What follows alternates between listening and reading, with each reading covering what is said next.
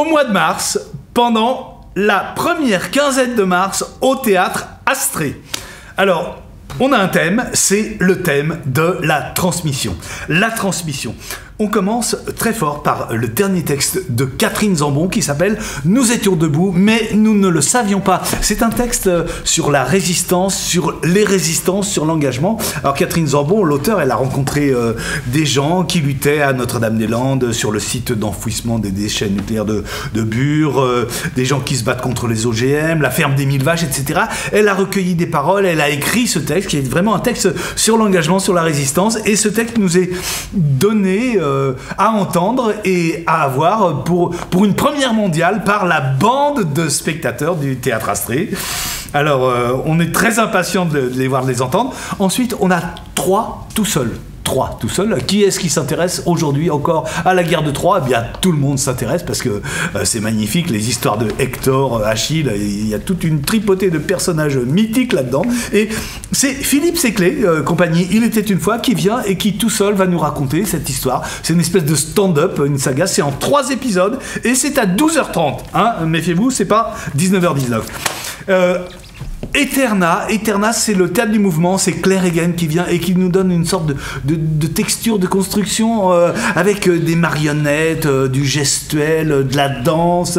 C'est un spectacle magnifique, étrange, fascinant, qui parle c'est une sorte d'ode à un féminin archaïque qui traverse les générations. C'est une écriture féminine à 2 voix, c'est vraiment quelque chose d'exceptionnel.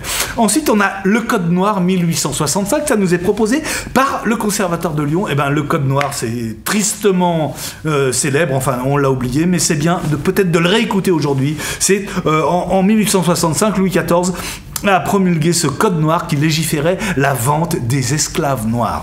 Et alors, ce texte nous est donné à entendre aujourd'hui, mais il est un petit peu cassé, brisé, dynamité par de la musique jazz, le jazz qui vient justement de ces esclaves noirs.